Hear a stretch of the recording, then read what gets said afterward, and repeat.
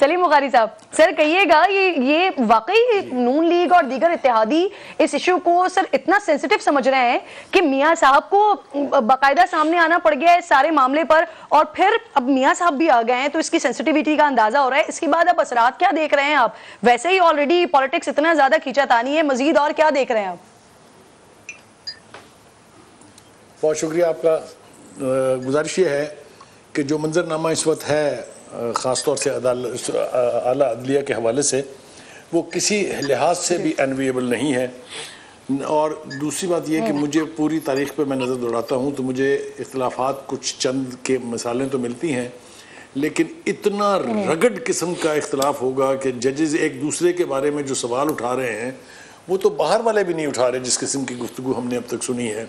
तो ये मंजरनामा एक बहुत मेरे लिए नया है, एक ऐसा इशू जिसको सुनने के लिए खुद चीफ जस्टिस साहब के विजडम में 9 जज चाहिए थे, वो टूट के 7, 7 से 5, 5 से 4 और 4 से 3 रह जाता है। मेरे ख्याल से इसी पर शर्म आनी चाहिए बहुत ज़्यादा। किस हैसियत में वो ये फैसला करने के अहल हैं कि जो चीज़ 9 जजों को सुननी चाहिए थी उनके विजडम में, उस पर अब 3 फैसला करेंगे। तो ये सब कुछ जो हो रहा है ये भी कभी अदालतों के अंदर नहीं हुआ और ना ही इसको एंडोर्स करना चाहिए। दूसरी बात यह है कि कुछ आवाज़ें जो बाहर से उठती हैं वो समझ में आ सकती हैं कि बायस्ड हैं, विक्टिम्स हैं, उनका अपना कोई ग्राउज या ग्रीवांस है इसलिए उठ रही हैं। लेकिन जो आवाज़ें जजेस के अंदर से उठती हैं उनको गौर से सुनना पड़ेगा, उनको आप उठा के फेंक नहीं सकते हैं। इस वक्त जो सूरत हाल बनी हुई है, अगर और किसी को हक नहीं है अदालत के ऊपर कोई बात करने का तो फिर किसी को भी नहीं है। फिर किसी को ये भी हक नहीं है कि वो ये एश्योरेंस दे कि आपके साथ पूरी कौम खड़ी हुई है पीछे, हलाशेरी करें और खा जाए इनको फाड़ के। ये भी कोई तरीकाकार नहीं है, ये भी कहीं नहीं होता है। एक तो ये कि हम सबको, चाहे वो सियासतदान है, चाहे मीडिया है, चाहे स्टेक होल्डर्स हैं, हमें चाहिए कि हम अपनी भरपूर कोशिश करें कि अदलिया का एहतराम और इज्जत बाकी रहे। लेकिन अगर हम उसकी धज्जियां अपनी मर्जी से अपने इंटरेस्ट में यानी बिखेरते रहेंगे तो नुकसान होगा। मैं एक और मिसाल दे दूं आपको। सुप्रीम कोर्ट के ऊपर हमले की बात की जाती है, जो लोग उस वक्त वहां थे वो विटनेस हैं कि बाहर क्राउड जरूर जमा हुआ था, बाहर नाराबाजी भी हुई थी, लेकिन ये कहना कि जजेस के ऊपर कोई जाके हमलावर हो गया था, ये बिल्कुल गलत बात है। जजेस कोर्ट रूम से उठ गए थे इससे पहले कि कोई शख्स उस कॉरिडोर में दाखिल होता। लेकिन जुडिशियल कॉम्प्लेक्स में क्या हुआ? क्या वो अदालतों की रवायत है? आप मुझे बताइए, लाहौर हाई कोर्ट में क्या हुआ? नहीं, हंसने की बात नहीं है, हंसे मत, ये रोने का मकान है बुखारी साहब पर गॉड से। भाई आप बहुत ये हंसने का नहीं है, ये हंस के तो आपने तबाही की है। मैं उसके बाद जवाब दूंगा। नहीं, आप कह के मत मारे ना। अगर आप मुझको संजीदगी से नहीं सुन सकते तो चुप रहे। बुखारी साहब ये बड़ा इशू है। इन्हीं मुअज़्ज़िज़ अदालतों से तो फिर वही पार्टी जो है ना वो अदालतों पे चढ़ दौड़ती है। यावर बुखारी साहब, सर टाइमिंग के ऊपर तो तनकीद हो सकती है, लेकिन इसमें क्या इतराज है सर? अगर 3 जजेस फैसला कर रहे हैं, उनके फैसले से मामला आगे बढ़ते हैं, तो इसमें अस्कुत नोटिस के मामले में तो सर फिर इस पे क्या एतराज है बुखारी साहब? किरण, सबसे पहले तो इशू ये है कि ये जो जेल में रहा है ना चीफ जस्टिस के खिलाफ और सुप्रीम कोर्ट के खिलाफ, वही सबसे ज्यादा तकरीरें कर रहे हैं। जो किसी न किसी जुर्म में रहा है वही सबसे ज्यादा तकरीरें कर रहे हैं। एक तो ये मुझे बताए 3 मेंबर बेंच के ऊपर ये तो शोर मचा रहे हैं। मैं अपने भाई अफनान से और अपने भाई सलीम बुखारी साहब से मैं ये पूछता हूँ, जब कासिम सूरी वाला केस है वो भी 3 मेंबर बेंच था, हम लोगों ने तो चुप करके एक्सेप्ट किया, इन लोगों ने उस टाइम पे क्यों नहीं शोर मचाया कि अगर इतने ये असूलों के पाबंद है, सो कॉल्ड असूलों के, ये कॉन्फ्लिक्ट ऑफ इंटरेस्ट था जो इन लोगों ने अभी ये बिल पास किया है, ये इनके दायरा इख्तियार है ही नहीं, ये सुप्रीम कोर्ट का है। वो चाहे चीफ जस्टिस 3 मेंबर बेंच बनाता है, सुप्रीम कोर्ट वो सू मोटो लेता है, चाहे जो कुछ मर्जी करता है। At the end of the day मेरा कहने का मकसद ये है, सलीम भाई को जिस तरीके से डिफेंड किया सलीम भाई ने नून के एक्शंस चीफ जस्टिस सज्जाद के खिलाफ, अफसोसनाक है। जो जैसे सलीम भाई ने साथ रेफरेंस दिया इस्लामाबाद हाई कोर्ट का, वो अफसोसनाक है कि वो जजेस के चेंबर में कोई नहीं गया था, वो लोग आए थे क्योंकि खान साहब के लिए।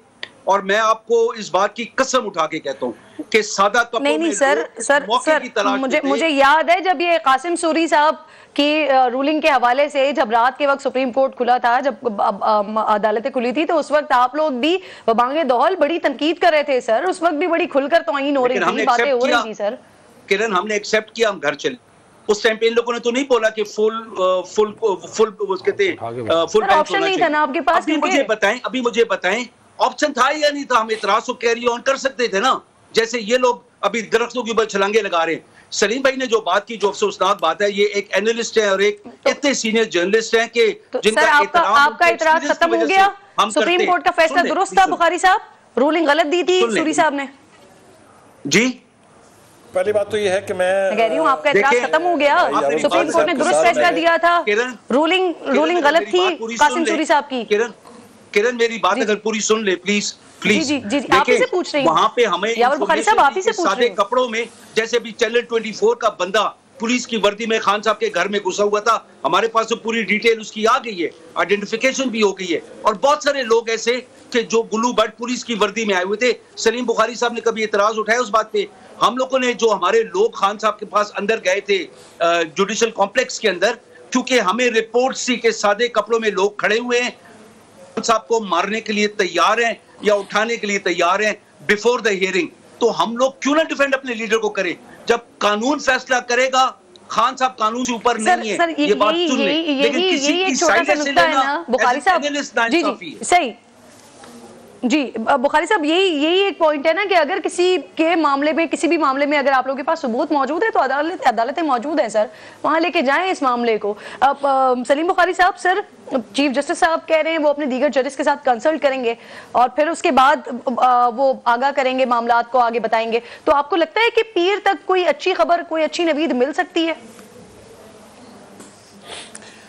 देखिए, पहली बात तो यह है कि मुझे यावर बुखारी साहब से ये दरख्वास्त करनी है कि मैं उनको बहुत, मेरे लिए, उनके लिए दिल में मेरे बहुत अदब है, मैं उनको बहुत सेन वॉइसेस में से एक आवाज़ समझता हूँ। मुझे सबसे ज़्यादा जो इरिटेट में हुआ वो ये कि मैं बात कर रहा हूँ और वो कह लगा रहे हैं। ये एक स्टाइल है पीटीआई का, ये इनको नहीं अपनाना चाहिए। यावर बुखारी साहब बहुत रिस्पेक्टेबल ख़ानदान से और बहुत रिस्पेक्टेबल आदमी हैं। ये जो कोई बात कर रहा हो तो उसके ऊपर कह लगाने वाला, ये इरिटेट करता है दूसरे आदमी को। एक बात तो ये है। दूसरी बात ये कि 2-3 बातें अर्ज़ मैं करता हूँ सर। एक तो मैंने जो हवाला दिया था वो कोई अगर तारीख़ की किताबों में उठा के देखेगा तो उसका जवाब मिल जाएगा। देखिए, गुजारिश ये है कि बात जो है वो बिगड़ी है बहुत देर पहले से। काजी फायद सीसा के रेफरेंस से शुरू कर लेते हैं हम बात। क्या इमरान खान साहब ने ये नहीं कहा कि वो मेरी गलती थी और मुझे गलत मशवरा दिया गया था?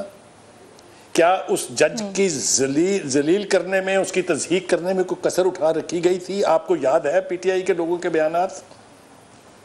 तो एक बात। दूसरी बात यह है कि ये जो अमेंडमेंट हुई है जिसके बारे में ये फरमा रहे हैं मेरे भाई यावर के, उनके पास कोई इख्तियार नहीं था।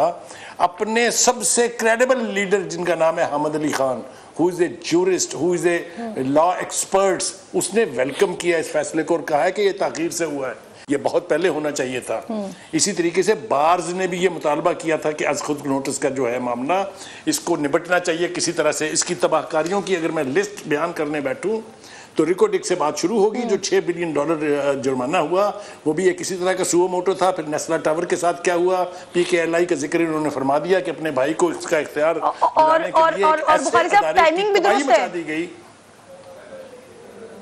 जी, टाइमिंग भी दुरुस्त है अमेंडमेंट की सर। बुखारी साहब पहले कह रही थी कि आपकी सारी बातें दुरुस्त है, लेकिन टाइमिंग भी दुरुस्त है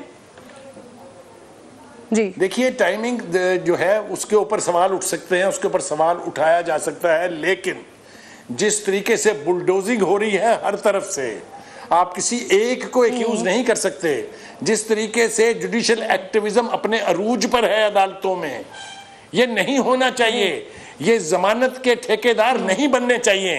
ये सारी वो बातें हैं जो आने वाले वक्त में रिकॉल की जाएंगी। मैं बता रहा हूं आपसे, ये सारी चीजों को बैठ के देखने का एक ही तरीका है कि स्टेक होल्डर्स। बहुत शुक्रिया, बहुत शुक्रिया सलीम बुखारी साहब।